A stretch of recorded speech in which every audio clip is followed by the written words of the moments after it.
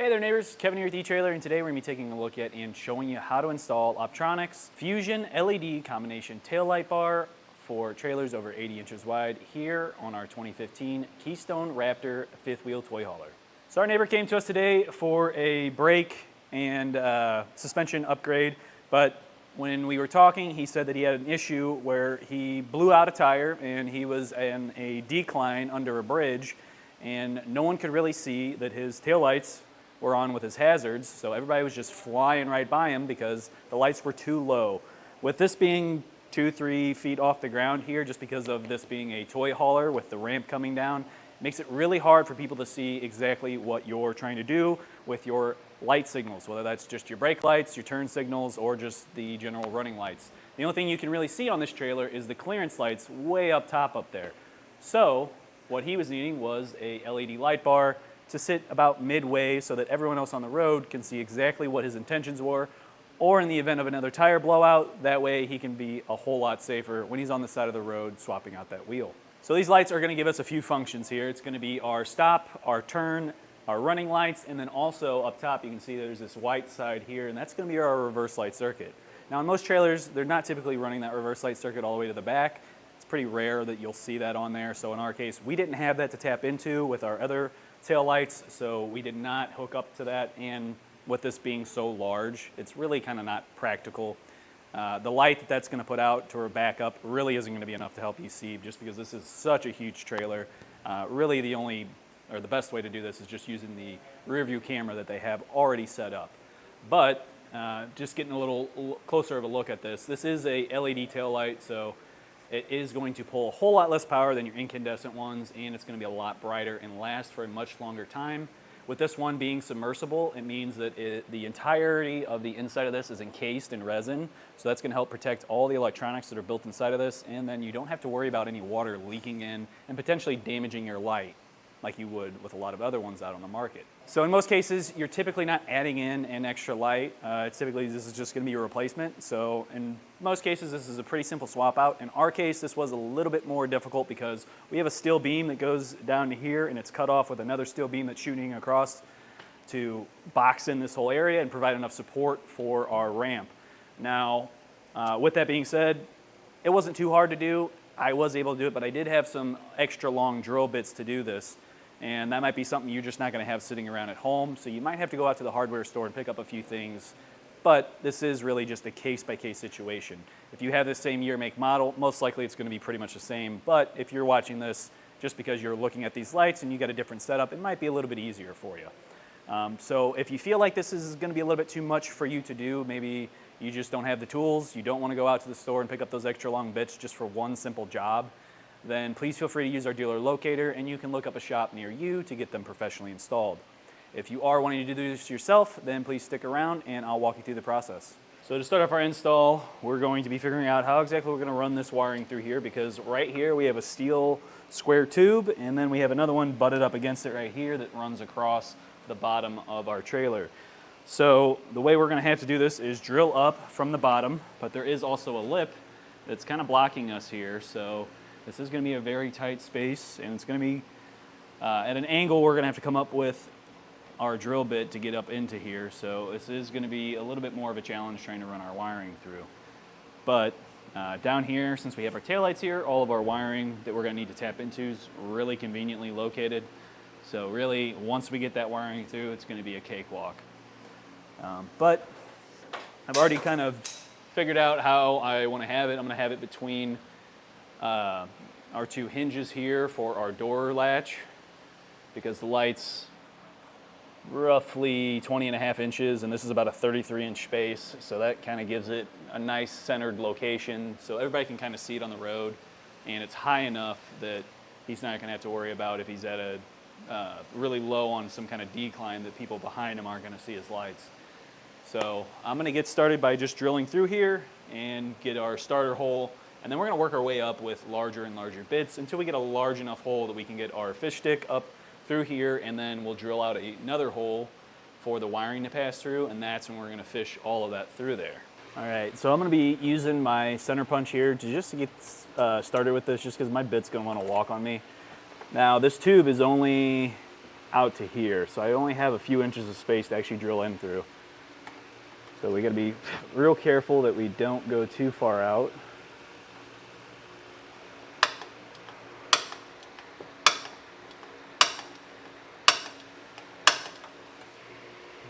All right, you can see I finally got a hole started here. It's a bit of a fight just because we're going in at an angle. So this may take you a bit just to kind of get something started. And then once we get past this, like I said, I'm just gonna keep working up size-wise until I get to roughly like 1/2 inch. That should give me enough room to get all my wiring plus my fish sticks through. All right, so I've got my 1/2 inch hole drilled out. You can see next to it we have a smaller hole, so I drilled in and then I found that we were starting to run into some hardware, so I had to stop and move it over just a bit more so that we can make sure we're sticking inside of our tube without running into anything that's going to potentially block us from getting our wiring through.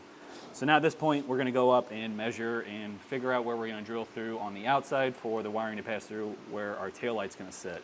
So measuring between these two hinges, we're at 33 1/4. So that's going to be right at 16 5/8. So I'm going to make a little mark. And I'm going to try to center this. But we can also do another quick little measurement to get that right too. All right, so we're going to go right at 1 1/4 here. So literally just one dot over. And now I'm going to drill through. I'm going to use about an 1/8 inch drill bit, and then we'll walk that up to about a 1/2 inch too. All right, now one other thing I am going to do is I'm going to kind of tilt my drill bit up a little bit. So it's going to kind of give us a little bit of an angle on the top here and on the inside edge on the bottom. And that's going to allow us to make it a little bit easier for us to get our fish sticks through there. Now you want to be careful while you're doing this because now we're pinching the bit, so it's real easy for the screw gun to just fly up on you. So you can see I'm just kind of doing little taps and just getting it a little bit at a time here, just so it doesn't kick me back.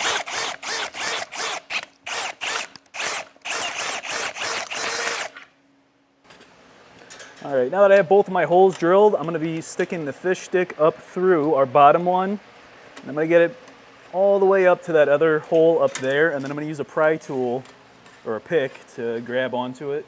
Yeah, so here we got it. So I'm going to have an extra set of hands on the bottom, grab it and slowly pull it down. Once we get to that tip, then I can really kind of grab it with the right angle pick tool here and get it out of there. All right, tip's starting to poke through. No, you keep coming. Thanks to my lovely assistant, Tom, we were able to poke this out finally. Once it dropped down, I did end up using 2 picks because it had to keep sliding over to the left on me as I was trying to grab it. So I popped this one in on the side just to kind of prevent it from being able to shift over, and then had this one prying it up against here. Then with Tom pulling down on it, we could get the tip to show. Then I grabbed my pick and pulled from the inside of the top of our thing here to get it the rest of the way out. So now we can get our wires all ready to go, and we're going to tape them onto here and just yank it right through so that way we have the wires going down to our other tail lights. All right, so I've got my wires all taped on. I've got 3 of them. I've got yellow, brown, and green here, and that's going to be for our running light circuit, our left turn / stop, and then also for our ground because it's going to be impossible for me to get in there and actually wire up a ground. Now this taillight does come with a extra wire for a reverse light circuit, but on trailers, most of them are typically not going to have that reverse light circuit already ran up to the back. So in our case, there's no reverse lights back here. It doesn't really make sense to run one wire just for these lights. So, and especially with this being a toy hauler and such a huge sized toy hauler, you're not really going to see anything anyway. You're using the backup camera to kind of see where you're going with this. So we're going to push this through. Now this is going to fight me a little bit because the hole's not as big, but I'm going to have to kind of push and pull at the same time. All right, we got that down. Now, just to make sure that this doesn't go falling back in there, I'm going to tie it off to my hinge here until we are ready to actually wire in. Then I don't have to worry about this. So here's all of our wiring. So this is the factory wiring coming up, and it's tying into both our tail light that's right here and also a clearance light that's right here. Now clearance light's typically only going to be power and ground, so deductive reasoning would say that these 2 wires are our power and ground. So the green is probably going to be our power, white's going to be our ground. I did this over on the other side already, and green was our power, so it's pretty safe to assume that that is it, but we're going to go ahead and test it anyway. So I've got my little tester here. I just got to find a clean enough piece of metal to make sure I got a good enough ground.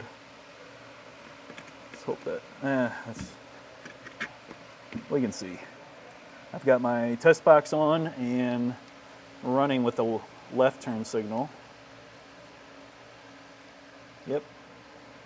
So our light's blinking. That tells us this is our left turn. And then this is probably our power and ground. So I'm going to go switch over to running lights on our test box, and then this light should turn on for us. All right, so that is constant power, so we know green is our running light circuit. So we can get our tester out of the way and start making some connections.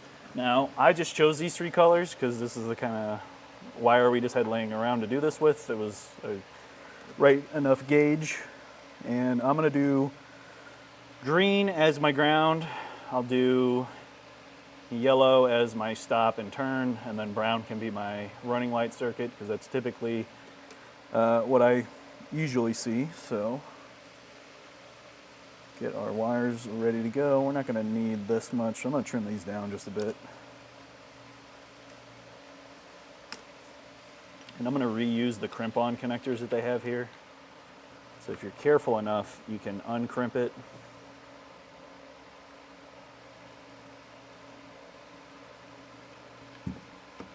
Pop it off.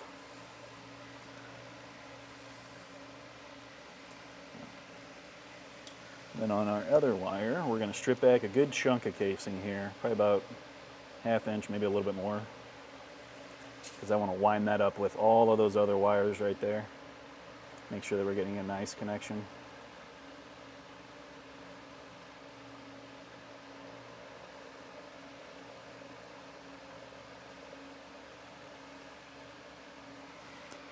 Then, when we're ready, pop that crimp cap back on.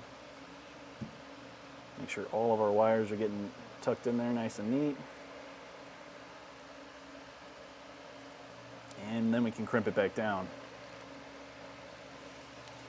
Give it a little tug, make sure none of your wires are going to come out.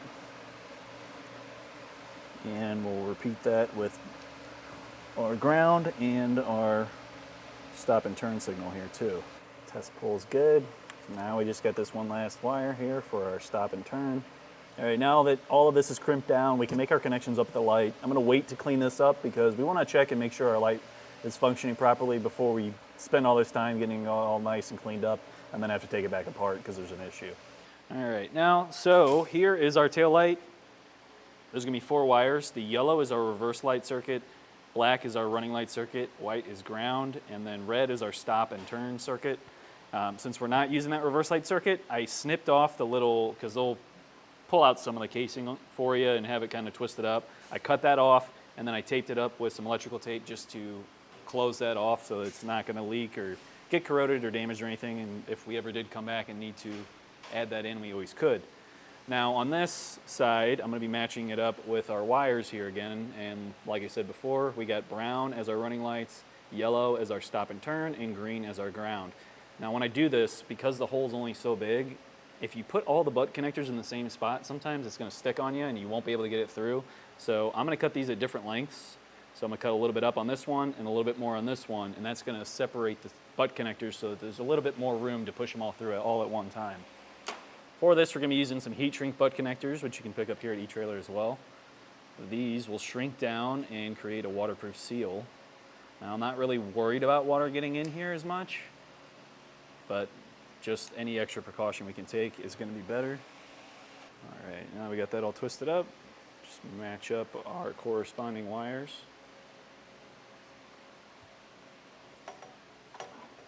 Crimp them down.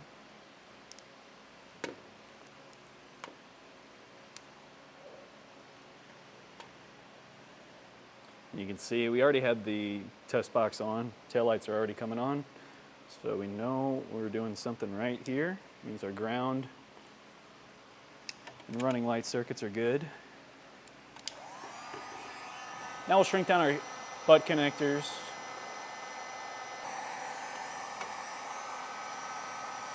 Now with everything shrunk down, we can start pushing our wiring back in. And then once we have it in place, I'm going to mark out my holes, just screw right up here and here. So I'm going to use my center punch, and then I'll pull this back out. I just want to get it how I want. And actually, I think I'm going to do that first one. I'm going to drill that out. I'm going to put the screw in just a thread or two just to make sure that, just because this is moving on me a lot, I don't want to have it, you know, be right here and then be slightly off down here and then our light's crooked. So, like I said, I'm going to drill that out real quick. And we're just going to use a smaller bit than what our self-tappers are. The self-tappers I'm going to be using are real thin just because this really isn't a big opening here.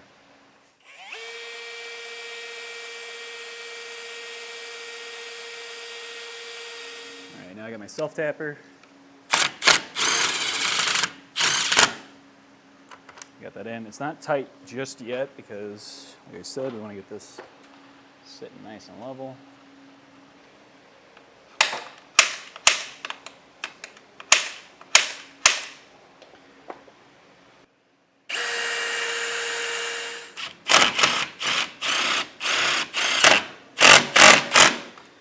Now I'm going to take this off and I'm just going to do this with my wrench instead so I can feel it because I don't want to crack the plastic here. With this being a plastic mounting flange, not worth it to sit there with an impact and hammer down on it. All right, so I can see the gasket here starting to sink in. So I know I'm getting tight enough. Now there is a little bit of a gap on the gasket right where the wiring is. I'm going to fill it in with some gasket maker. All right, so it's on the inside edge right here. I'm going to have to move my latch out of the way. Get right in right here.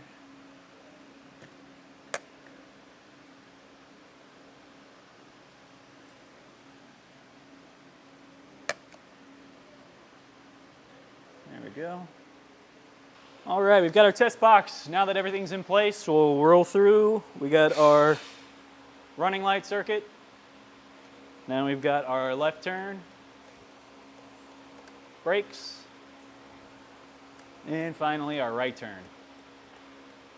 Well, that's going to do it for a look at and installation of the Optronics Fusion LED combination taillight bar for trailers over 80 inches wide here on our 2015 Keystone Raptor fifth wheel toy hauler. My name's Kevin, and if you still have some questions about what's going to be the right taillight replacement or addition for your trailer, then please feel free to reach out to us via our Ask the Experts link, a comment on this video, or a phone call to our customer service department, and we'd be happy to help you out on your journey.